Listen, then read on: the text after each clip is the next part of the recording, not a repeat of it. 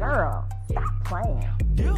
We are back for another episode of the Girl Stop Playing podcast. It's your favorite homegirl, Coriel, here to encourage you to stop playing with your potential and start working for what you want in life and in love. You already know that I believe you can make the money and you can get the honey. You can have it all as long as you are willing to work.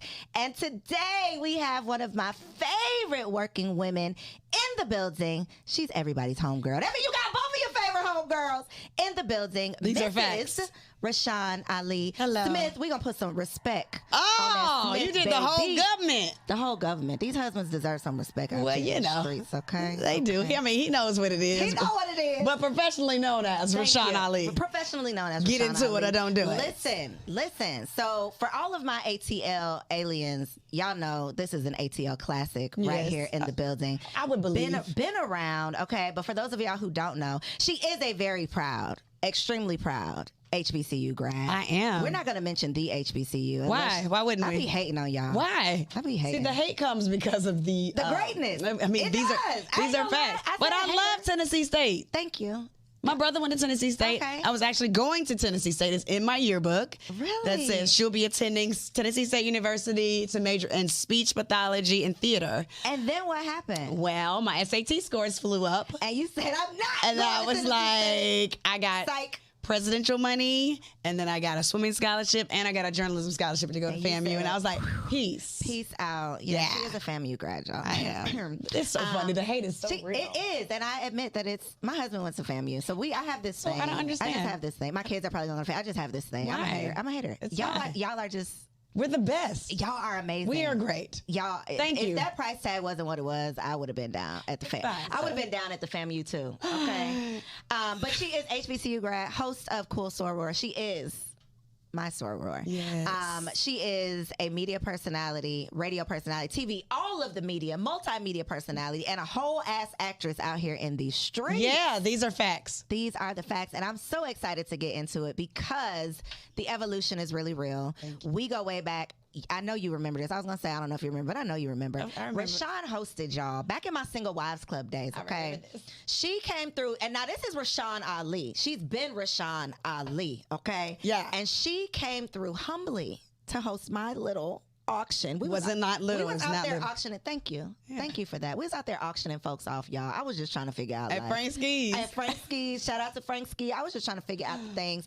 But having you here, always a pleasure, always an honor. And I'm just excited about the evolution. It's been Thank amazing you. to watch. And now we got to get the details. Yeah, it's But before we get into like Sure. this whole ass actress that you are, y'all Yeah. look at her arms. Put the camera on her arms. Oh, you her mean back the- is her back is banging as well, but we ain't gonna have her do a little spin You know- in the you chair. know- She I was what looking back? at the- What back? Oh, I'm sorry. baby?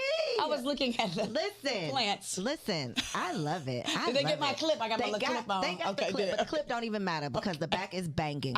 But I want to take it back to like the beginning Mm-hmm. because you started your career. How? How did you start your career Man. in media?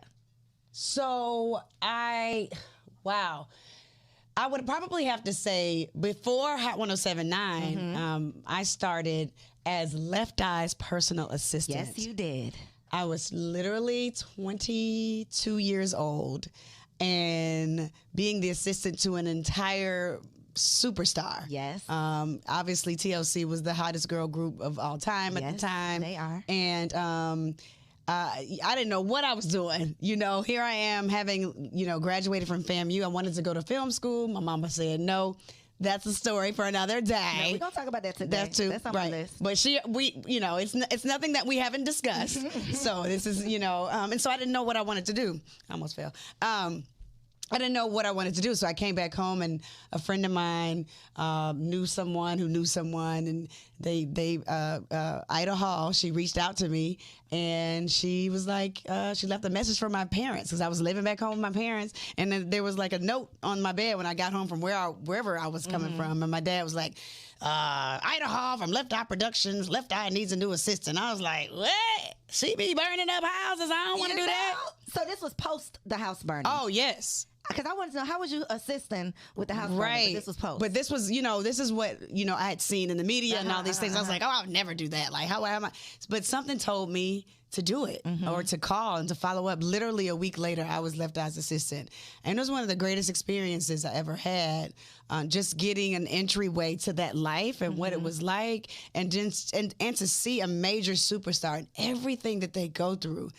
It is. I cannot imagine. Listen, this was prior to social media and all of those things, but just seeing the toll that it takes on them, the leeches that are around them, how many people they have to take care of, the people that are there genuinely to be their friends, and then you see the ones that aren't there to support them, and then seeing a beautiful soul like Lisa who had to just deal with so much. I'm just forever indebted for that, to her, for that experience.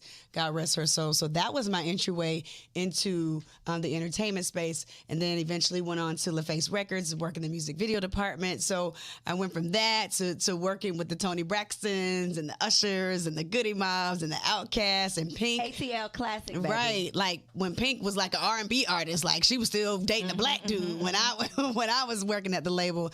But I've had just an enormous amount of experiences in the entertainment space. Like whenever somebody does my True Hollywood story, it's going to be a story. It's going to be a story. I'm always so impressed when people literally say, like, I started out as the intern, and then they're like, in lights, because the work that I know that you have to put in, and the thankless work that you have to put in. Being an assistant is probably one of the hardest things that you could possibly do, because there is no job description for that. It's like, whatever I need, you're it, or you gotta figure it out.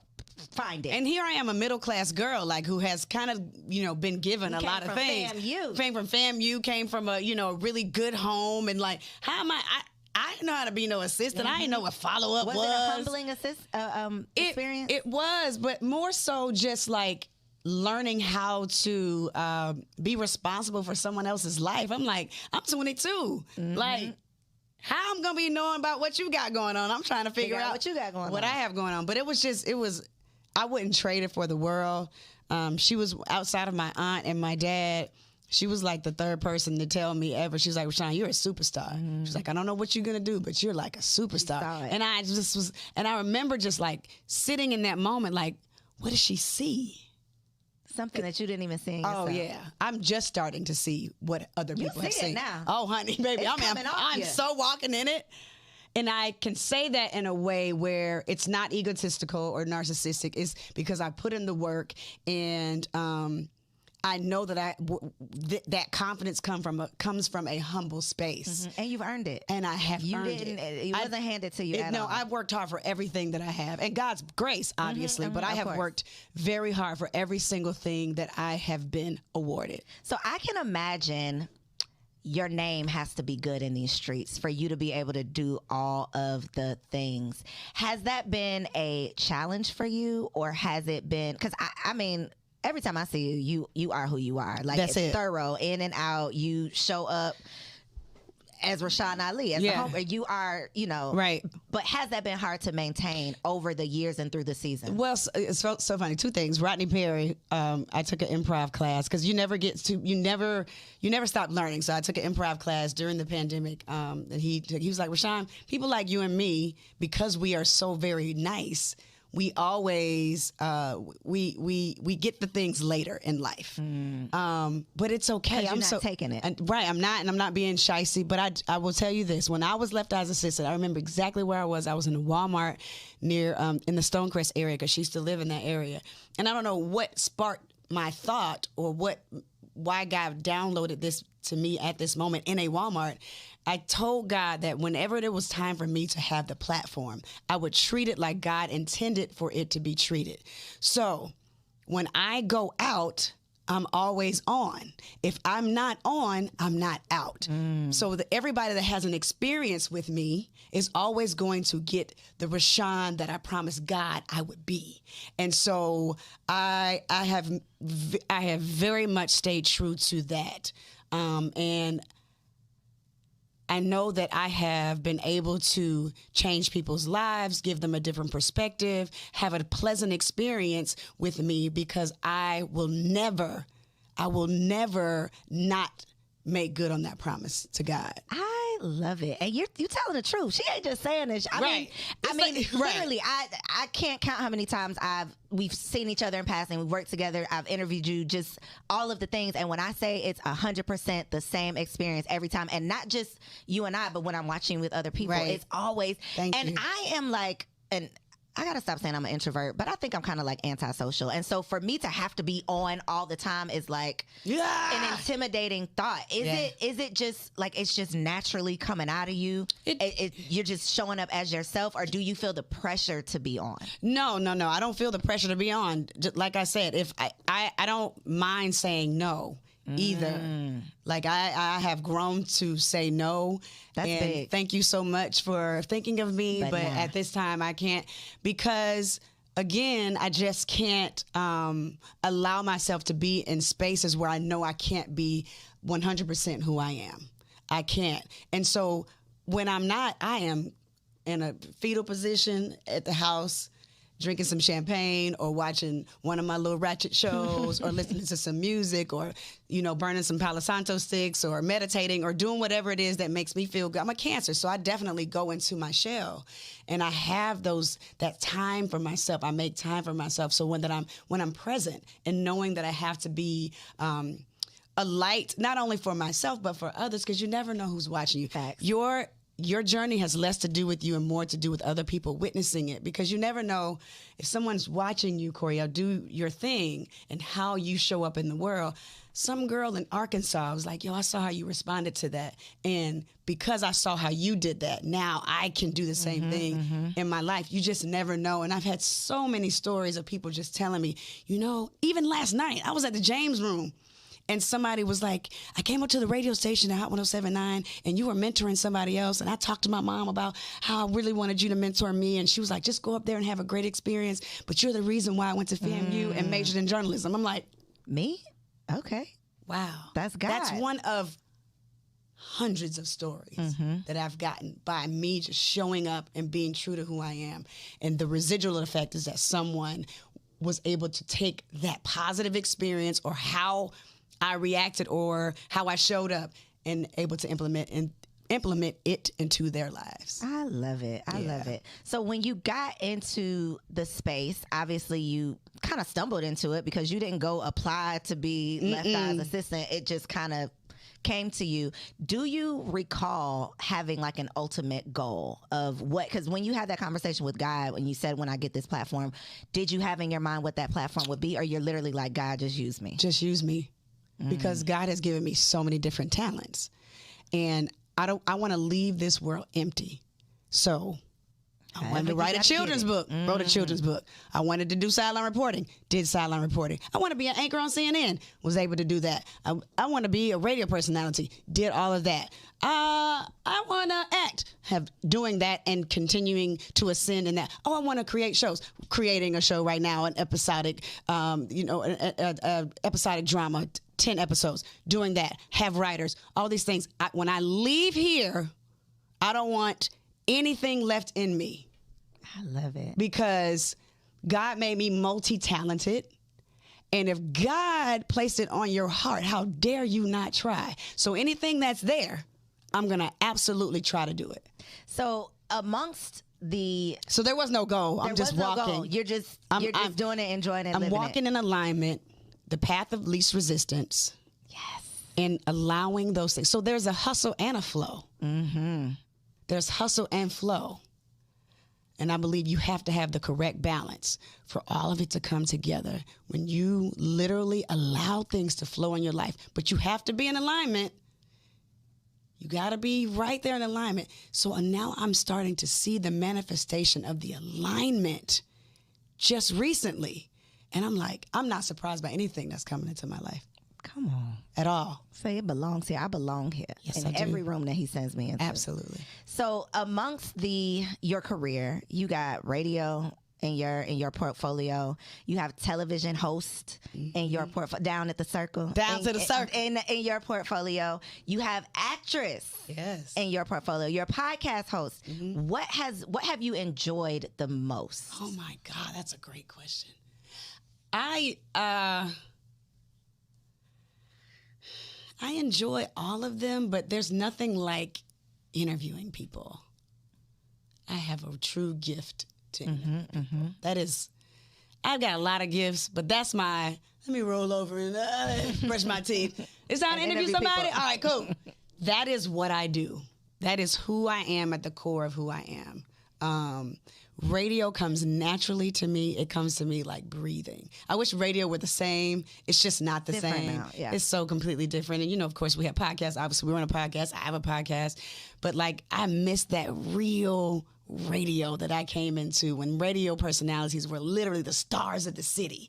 You know what I mean? And, it was just a great time. But I'm so glad that I got to experience that. So I would probably say radio and interviewing people is still because my foundation. Were it when Atlanta was it. I mean, I feel like Atlanta's still it, but Atlanta was it. That was like Atlanta. Yeah.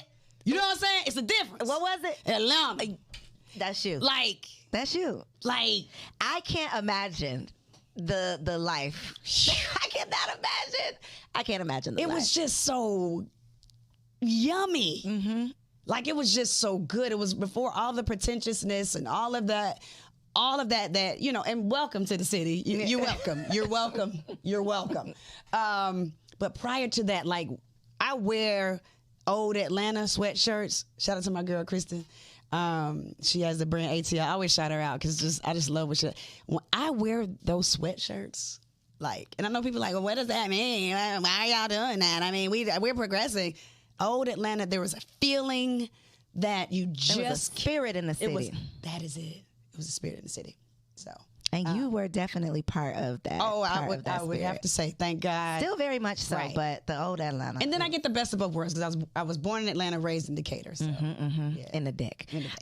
So I want to talk about this Tyler Perry, All the Queen's Men. Because what you doing out here on this TV, Rashan? What is you doing out here? Miss Tandy. Let's take it. Not Miss Rashan. Tandy. That's not sorry. Rashan. I'm sorry. What is she doing on this television? She's being what I think a lot of women are, but they would never be so bold to say it. Say it. She's very sexually free. Is this reminiscent of Rashan? No. Or this is totally left? This is completely a character that I'm playing. She's like, no, this is not me at all. Is it a stretch? Is it is it hard for you to pull it off? I mean, it's, okay, so there's, when you play a character like this, because it is, there's sex scenes and all of that. They about to go pull it up right now. The last 2 episodes of season, we have 10 episodes up now. The last 2 dropped today, actually, for the first half of season 2. When I auditioned for the role, my husband was my reader. This is next on my list. Yeah, my husband was, so I will help you out. My husband was my reader, and it was one of those, when you're an actor, you get these auditions and on Actors Access, and your agent may send you the sides, and it was it's due at a certain time. So on the Actors Access, it said a certain time, and then my agent had another time. So I was like, I don't know when it's due. Let's just do it. So I ran the lines. And I had on my makeup was done because I think I had come from, I don't know, I was doing some event, and I was like, let me just run it. Went over a few times. I was like, cool, all right, let's get it in. I was like, and I said to myself, you know what, this will be the role I get because I was rushing and I was just literally, ding, I'm sitting on the couch. Genya, she's my agent. Shout out to Gill Talent, Patty Gill. And she's like, you got the role. I was like, what? She was like, but this role calls for nudity. And I'm like, wait a minute. Hold up now. So then I was like, okay, before I say yes, let me call my husband, who's a teacher and a coach. And I remember a long time ago, we were watching La La on Power. He was like, babe, tell me. The infamous. Yeah. He was like, whatever you do, babe, can you just never do sex scenes? I was like, okay. Until it happened. Until the offer came in.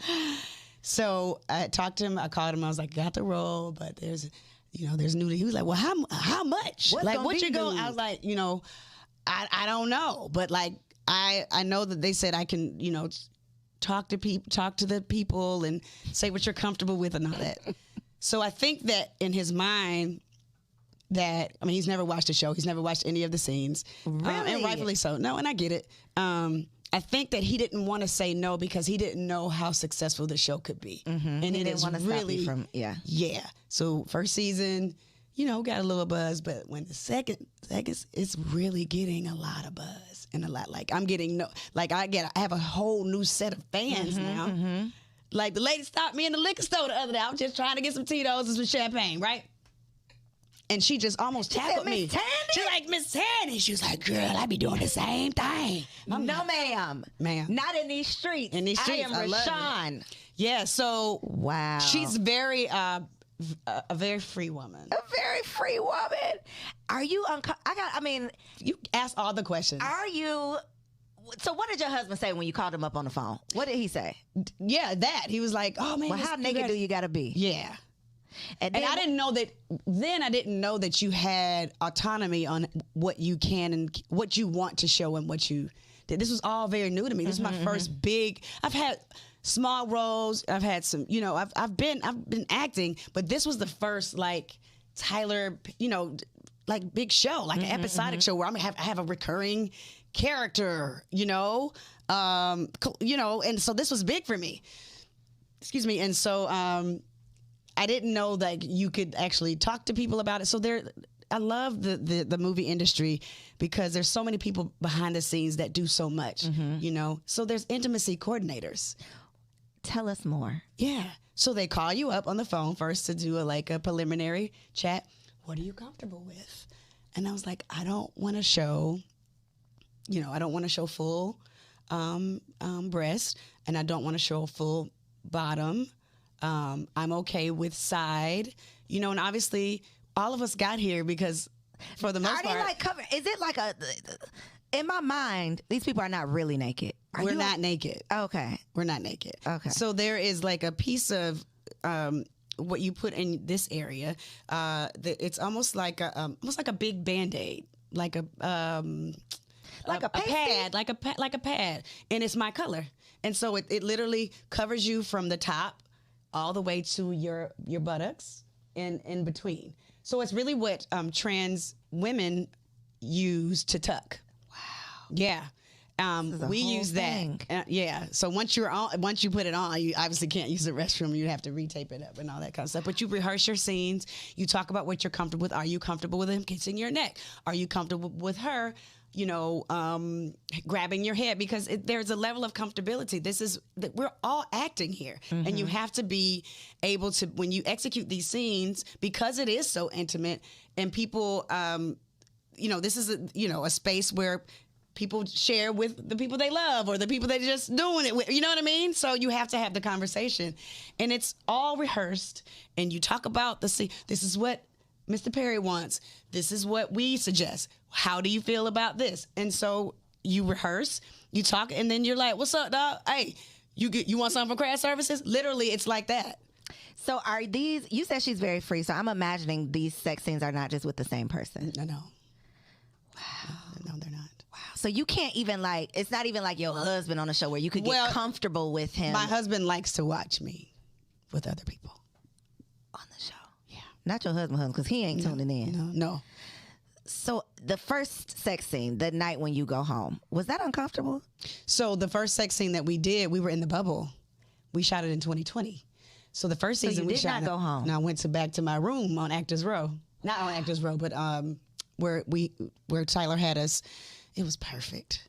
It was just perfect. It was just the bubble was the best thing that ever happened to our show, and I think because we had such a great camaraderie, all we had was each other. Yeah. Literally for like 20 days, 25 days, and it was like, and I think that's why we are so very close as a cast, and it starts to really show. The cohesiveness starts to show clearly and vividly in season 2. Okay, so where can they tune in? Because they got to see it BET now. Plus. I mean, you download. I mean, you'll be able to see season 1 and season 2. How do you feel about people just going to watch you like do naked stuff? There's I get you feel a little funny weird about it at times because I'm still very human, and Yeah. I've had a clean brand up until this point. Well, let me say this: my brand has been very clean, but I challenged myself to do this. It was very scary, and I've never done anything this scary in my life because it was completely opposite. I know people have their opinions. Lots of people had their opinions. Lots of people had their opinions in organizations and stuff. And so, right. And so, but this is my job. Y'all want to go ahead. You want to give me a check. Okay. Maybe you can have an opinion, but if not. These are facts. Yeah. This role has literally changed me, Rashan, because I had to. When I started getting, backlash, I've never had backlash. I've never had a lot of hate. You everybody's homegirl. Right. But this role is like stepping out there. Yeah. And it's completely opposite to who I've always been in my career. But it has changed me in so many ways. It has made me more confident as a woman. It has made me step into my light even more. And the response that I've gotten from the majority of people has been like, wow. You did that shit. These are facts. I'm going to watch. I want to talk about how you have maintained a healthy, happy marriage. Because here on Girl Stop Playing, most women, let me just say, want more than just money, right? We could say we want to be bossed up all day long, but where's the bae? Where are these babies? And so I love being able to talk about how you've built your business, had this successful career, but then beyond that, like the real Rashan, like what you're going home to is so important because we don't live in a bubble. Like there's life outside of just work, going to work and doing the thing. So what is like the secret? Tell us the secret. Y'all went to college together. We did, but we didn't date until we were out of college. We kissed when we were freshmen. We kind of liked each other when we were freshmen. We were both student athletes, so he played football, swam, and so a lot of our core classes were together. We had Mr. Sylvester Cohen in U.S. history, but we were just we always really cool. And I ended up dating other people, and he did the same. We got back together like after school. Is he from here? He was born in Maryland, but he spent most of his life here. Okay. Everybody has their own formula. I won't say what the secret is because what works for your relationship works for your relationship. Well, give us some advice for the newlyweds like myself. The reason why we've been married for 20 years is because I like my spouse. Yes. I like him. Love does this. Ebbs and flows. Liking your spouse has maintained. I love it. My ability to continue to partner with him. But this is life. You're going to change. We were 27 when we got married. We are 47 now. We are not the same people. And at times, you're going to be like this.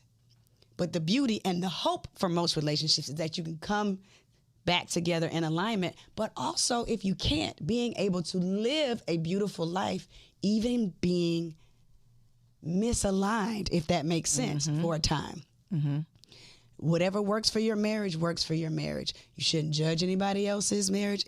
If he allows her to do certain things and she allows that's what works for them. This society has made us believe it's one way, and it's not one way. It is not one way. We just celebrated 20 years last Wednesday, August 3rd. We have 2 beautiful daughters who are 15 and 12. Oh my God. Yeah, man. 11th and 7th grade. Am I 80? They're No. 15 and 12? Jesus. And I'm the smallest person in the house. Okay? Wow. One of them got a whole bunch of this. One of them got a whole bunch of this and that. Wow. How are you handling this life? I'm just trying to be the mom that is like, I can talk to my mama. Like, let me ask my mama this. So I'm just trying to stay present and cool. And then motherhood, again, I know, your baby's young. Like, motherhood is your version of motherhood. I am not a cookie mom or a crafty mom. I'm not a helicopter mom. Yeah. I am who I am and who I need to be. And I stopped judging myself a long time ago because both of my sisters-in-law are like they doing all the things. They are the truth. And I used to be like, man, I ain't doing that shit. Nothing like that. But you do what works for your family. I do what works for my daughters and what works for me. And I surround them with their godmothers and their beautiful aunties so that do that. Balance. They absolutely have a balance. But I'm more of a hands-off type of mom. You know, I'm going to take care of my children, but I'm not hovering over them. No, I want them to be very independent. This is something that I learned. I feel like my child was probably like a month old. And all of the things, all that shit I talked about, what I was going to do and what I was going to do, baby. Out the window. I just decided I'm not judging any. You can't. First of all, I'm not judging any of the people who are doing the things, but I'm not judging myself for doing any of the things that I said I wasn't going to do, because you don't know nothing until it's happening. You don't. You don't. And you can't prepare for it. It's not a class you can take. It's not it's not advice you can get. It's literally you figuring it out day by day. And I think so many people are unhappy because we're trying to live up to this thing when there is no thing to live up to. You're creating the thing. You're creating the thing. And I think most importantly, especially for moms, I was able to breastfeed for 6 months and then 7 months with my second child. And I talked to mom. I was like, oh, are you able to breastfeed? She's like, no, I couldn't do it. I'm so sorry. No, baby. If you couldn't do it and that formula is working for that child, that is totally fine. Do what works for you. Do what works for you. Because if I could get my baby off my breast right now at 17 months, I would love. He won't. You still nursing. That's that good milk. I be telling people I quit cold turkey on his first birthday. He ain't quit cold turkey yet. He be like, hey, mama, let me get that. Get it up in my shirt. He won't get out of there. I love it. Send help. He's healthy as hell. Send help. He is, but get out of here. But I love that you are just all the way around, 360, full. Your whole life, you are doing your thing and doing it authentically, unapologetically. That's goals. Thank you. That is definitely goals. So I want to talk about your podcast. Yeah. Cool Soror. When am I coming? Oh, you need to come for the next season. I'm just shooting my shot. She's already been on, but she was on when it was like. This a new day. This the new thing. Do you feel like podcasting? Because every time I look up, like Tiana Taylor, I just saw yesterday, she has a podcast. Like everybody is, and I feel like that's a great thing because obviously we're in the right space, right? Right. Do you feel like podcasting is like the future of media? Like, do you feel like radio and obviously you're on television, so I know you don't feel like television is going away. But for people who have these aspirations of being a radio personality or being on television, do you feel like podcasting is kind of going to be the new wave? Well, it's been the wave. I started my podcast in 2016, and white men have been dominating this space for years, and they are multimillionaires. Like I was listening to Lewis Howes back in the day, and Tim Ferriss, like all of these guys I've been listening to for a long time. So I'm just hoping that we can continue to build out this space and really make a living for ourselves via podcasting, and the opportunities are open for especially Black women to have advertising and all of that. So things are coming along for the Cool Soror podcast. I'm really excited. I have a big announcement coming up soon about I'm doing it's coming up soon. How soon? You can't tell us? Give us a clue. We like to have exclusives. So I'll be doing, I'm going to go on tour. Okay, tour. To do some things, but we're announcing it soon. Okay. Yeah. We'll have to stay tuned. Yeah, I'm really excited about it, though, because you know what happened? I got off my ass, and I stopped waiting on people to believe in the Cool Soror podcast, and I invested in myself. I shot those 8 episodes. I had a production budget that was mine, out my pocket. And I know when people look at the podcast like, oh my God, it looks amazing. I know she's already on. No, I paid for every single thing down to the flowers on set. But when you believe in yourself and you take that step to just do it, I'm so glad I did that, because that opportunity literally catapulted into so much more because I took a chance on myself. So the money that I spent and the money I'm about to get, it doesn't even match up. It doesn't even match up. But I was like, I'm going to make this investment and do it and not be regular about it. Not just, let me call this person, get on Skype or Zoom. And no disrespect to anybody else, but I had done that. What are you going to do differently? Right. So I did things differently, and it paid off. And I think that is where a lot of people miss out, is that they want somebody to come along and pay for the thing. But it's like sometimes Issa Rae I can't wait to have you on the show because I feel like Issa is just... She's everything. She's everything. But what she did that I am so inspired by is she put her soul into that YouTube. Sure did. To the point where HBO said, I want to take what you've created and just blow it up. Right. Just put it on our platform. And that to me is goals. It's not somebody just hiring me to do whatever they want me to do to fit into their box. It's like, no, you bring your box. Yeah. And we just gonna put it up and on the she platform. had to fight, though. She had to fight to keep... To keep her box? To keep it? Yes, to keep the authenticity of what we saw on YouTube to translate over. And I think a couple of, like, she was on a team first, and then she and don't, if I'm wrong, y'all correct me. But I think Issa, come tell us if she's wrong. Right? Yeah, come tell us. But I think that she was on a team first that wanted to work with her, and then they just didn't align, and then she fought to keep that awkward black girl authenticity with Insecure, and she fought for that. And I'm so glad that she stood her ground to make sure that she kept her story. Well, then I'm even more inspired because how many of us just take the first deal we get? A lot. How many of us are willing to just sell our soul just to get on somebody else's platform? Get on? So many people have asked me to be a part of their podcast network, and I'm trying to figure out how that works and all of that. And I'm just like, wait, you turning down the podcast network? Tell me why. I don't know how, I'm just trying. I just feel like when the time is right, the answers will come. The right answers will come. I'm not doing anything prematurely. You're not just jumping out here because you don't have to.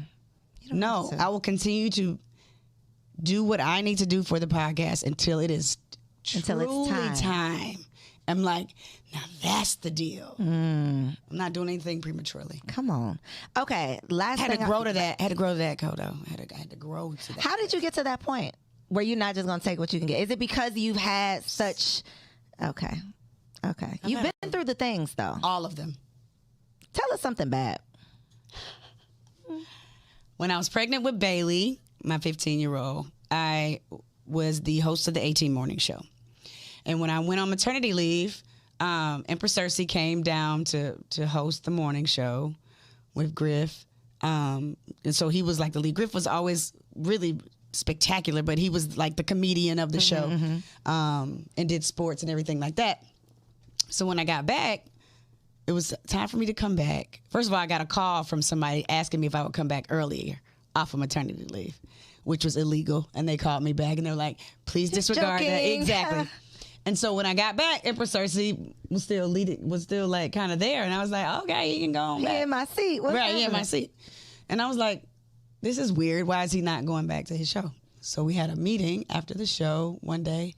And I've talked about this publicly, so I'm not throwing anybody under the bus or anything like that. So Jerry Smoke and B was our program director at Hot at the time. And he took us out to lunch, and he was like, took us out to breakfast. He was like, Empress Cersei is going to be leading all the breaks now. And, that's just what it is. And I said, we would not be having this conversation if I had a penis. And he had no rebuttal. So I talked to my uncle, who is a retired labor attorney here in Atlanta. And I was like, do I have a pregnancy discrimination case? He was like, absolutely you do. But do you want that to follow you your entire career? Especially at a big station, a big company like Radio 1. And I decided not to.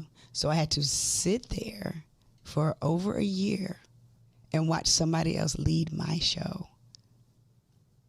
You talk about being humbled and like why is this and I love Empress Cersei.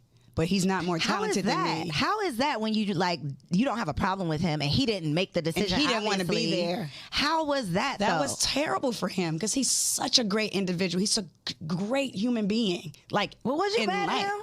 Or you just mad at the it wasn't him. He was mad at the situation. He was so kind and so just. I would have had an attitude. Did you have an attitude? No, I didn't. That's not Rashan. I sat there and let it and allowed it to happen, and I just said, it's going to come back to me. And it did.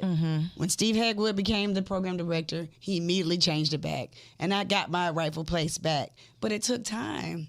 Patience. But that was very hurtful.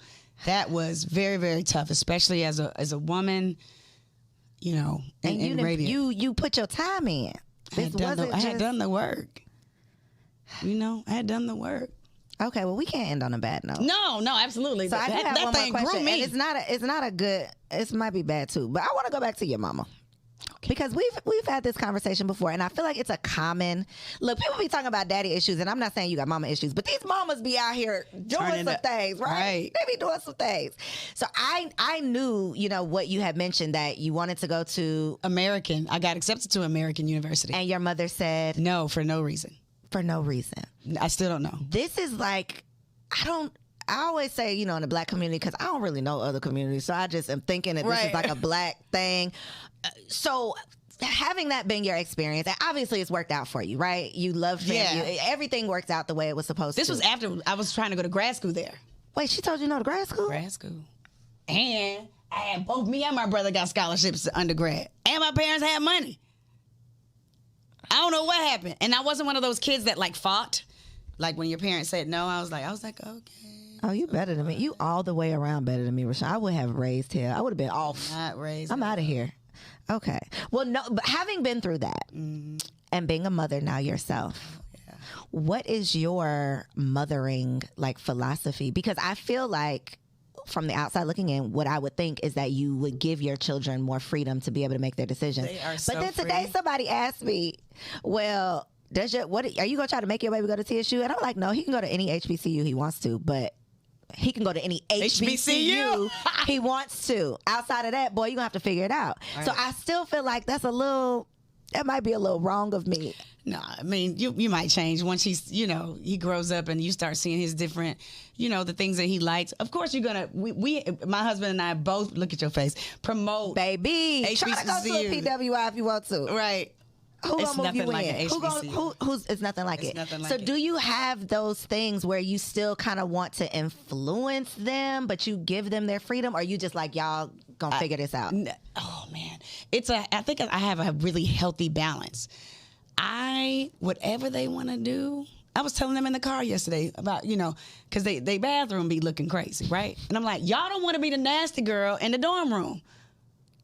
You understand that? You know what I'm saying? He's like, such as, and I gave examples. Oh, Bailey's so cute, but she nasty. I'm like, you don't want to be that girl. So I talk to them real. I talk to them open. But I also, whatever it is that they want to do, I was alluding to the fact that being nasty, right? I was alluding to the fact, and I told them in the car, I was like, 90% of the things that you all ask us, we allow you to do. So me asking you to keep your room clean and keep your bathroom clean, that's a no-brainer. I'm saying all that to say, my daughter, Bailey, has been to Belize, okay? She's in a program called Girls Going Global. Mm-hmm. She's been to Canada. They've both been to, we went to Mexico. Cabo. Mm-hmm. We say yes to so much. And I think because of that experience, I don't want them to ever be like, well, my mama said, at 47, still talking about it in the interview. You know what I mean? Deep. It is very deep because you just don't know what could have been. What could have been, because sometimes as parents we place our own fears on our children, and they have to continue to be able to walk their walk. We can only do so much. They still become their own people. And once you understand that, and as scary as this thought is, they're not ours. No, we were the vessel. No, we were the vessel. They are God's children. We have to understand that. I haven't evolved to that yet. That's fine. He's still a baby. I'm only 17 months in. Yeah. He's mine. Yeah. He's mine in my head. You're going to get that 10, 15. You're going to be like, no. Put your ass up and put your cleats up, boy. Sorry. That's what I would be doing. Yes, you're going to do that. You got to just, this is me, and this is my form of mothering. So yes, although me and my mother are very close to this day, that still is a thing. A point of contention. Yeah. Rashan Ali, y'all. Is it over? When do we leave? You want to keep talking? Go ahead. What else you want to say? I mean, no, I just like to talk. I like being interviewed. Freestyle. Because I always get to interview. I have to interview. What else you want to tell us? I think I've told everything. You can tell us something else. I think I've said everything. What did you and your husband do to celebrate your 20 years? I mean, I could get into business. We went out to dinner. We went to one of our favorite restaurants. We're still going to take a trip later. Do y'all still date? all the time. See, that's part of the secret. That's part of the recipe. We'll go out to a restaurant in a minute because I'm not a shoe girl or a bag girl or. You're an experienced girl. I am. Give me some fine dining. Let me get a bottle of Viv Cliquer, please. You should not be in those people's restaurant acting like that, Rashan. No, not like that. I have a great experience. I love to have a great experience with an amazing server. I make sure you feel comfortable when you come to the table. I say your name and tell me, what is your favorite thing? I'm like, I would like a great piece of fish with some vegetables. Would you recommend the trout or would you recommend the artichoke? Which one? I love it. I like that. I like experiences. And so I've like grown my husband into that as well. He wasn't like a go out type of guy when we first got together. But baby, now he'd be like, let me have the ribeye medium plus, darling. Good night. Yes. How is it balancing? Because you say he's a coach and a teacher. Mm-hmm. You are Rashan Ali, name and lights. How is the balance? Ooh, honey, let me tell you something. In the very beginning, before we even had children, I was just Hot 107.9. I would say yes to everything. I was at this school, doing all these things, out of the club, doing all that. And he told me, I remember, he was like, you give the whole world Rashan Ali, and I can't get a piece of Rashan when you come in this house. Woo! Husband, turn it off. Turn it off. That killed you. Like, wow. Did it make you sad or mad? It gave me much more perspective of how do I balance this thing moving forward. We got a good balance now. I say no. Is that the key? Is that the key? Like having boundaries and just saying, not saying yes to everything? That is definitely the thing that I would say that I started doing and realizing that I can't take none of this with me. When I'm dead and I can't come home and, have a great time with my husband or chill out and watch a game and have something to drink or do what we do, right? And because I've given everything to everybody else, that ain't right. That ain't fair. That is such a hard... I heard like Layla Ali once say, about her dad, like to the world, he was this great man, but they did not get that. And that to me is just like... What is the point of working so hard if the people who truly matter the most don't even get that? And so I have to check in with myself too, especially with my girls. I have a girls serving organization, and we're not as active as we used to be, but sporty girls, yeah. But I would give a lot to other people's children. You know what I mean? Mm-hmm. And thinking that my girls, they gonna fall in line. But yeah, no. No, and then you look up and you're like, dang, I done gave everything to all these people kids. I can't even get my kids to do half the stuff I got the sporty girls to do. So it's all very like, you figure this thing out as you go, man. How do you not beat yourself up about these things? Oh, I do. Oh. I have moments. I cry. Really? Like, yeah. You're a Cancer. So I'm a Cancer. I'm a Cancer in all the, if you want the epitome of a Cancer, here I am. I'm all the things. So yeah, I have to constantly I love my therapist. Come on, therapist. I meditate. I take walks. I like nature. I drink champagne. I work out. Yes, you do. What is this? You was doing a competition. 3 of them in a row. Dumb. What was that? What was that like? Something you've always wanted to do? I always wanted to do. I'm just stretching myself. I'm giving myself this. So I've always been an athlete, and I wanted to see how I could take you could take this thing. Yeah, and I always wanted to do one, but I was like, I just can't give up wine for that long. Did you? I did. As soon as I gave up wine, like 12 pounds, I dropped 12 pounds instantly. It's a whole bunch of sugar. So now I just, tequila and vodka. There's no carbs in those. You know what? She's like, if you drink it straight, you're all good. Figured it out. Wow. Yeah, but when you're training, you're not supposed to do any of that. But it gave me the transferable skills from that level of discipline, from the eating to the working out to all of that. I wouldn't trade it, but that last show, I started to become, I was a little different. And I had to check myself. I'm like, sis, first of all, you're not getting paid to do any of this. Okay, let's reel it back on in. Bring it back in. Okay, you're 47. You're not going to have a butt. Like, I have a swimmer's ass. So my glutes are going to take years to do that. And I don't take, a lot of women take a lot of drugs and all that kind of stuff. In certain federations, you're allowed to take steroids and that type. I'm not doing that. Look, I take 5 milligrams of creatine during a creatine cycle to build, and I love when I'm on creatine. I'd be cut. What are you right now? Just cut? This is regular. And I feel, to me, because I've just been enjoying my summer, like I'm just now, let me get myself back together. Because I got to go back on set, too, in a month. Do she not look together to y'all? Thanks. I mean, what is she talking about? This camera right here making me look real thick, though. I'm glad my little arm is this way away from the camera because, baby. Thank you. But I enjoy doing it. I love it. I love the evolution and the transparency and it's not all perfect, but I'm figuring it out. It's not. I'm not. I am not. I'm far from it. So what is next besides getting naked? That seems like the top of, I'm just saying, that's like, what comes next after that? How do you stretch yourself beyond that? I want to create, and I want to find the next superstars. I want to do that because I've always wanted to direct. We got to go back to my core. I wanted to go to film school because I wanted to be a director. See? Tell your mama, look, mama, I'm still doing it. I still got around to it. I love that. So I'm actually creating a whole drama. I love that. And I'm the creator. I have our writing team is amazing.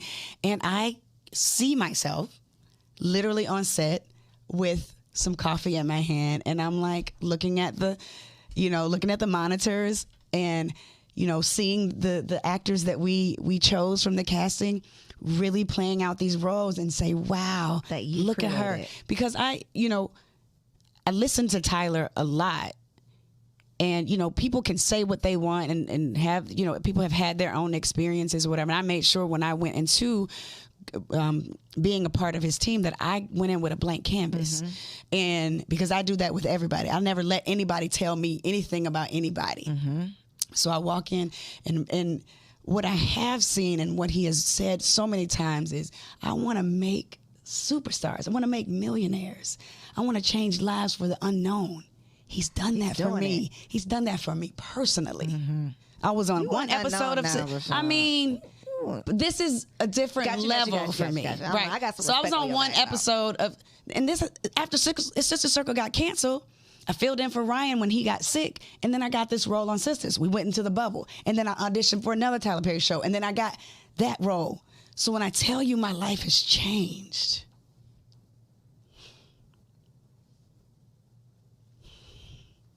forever grateful.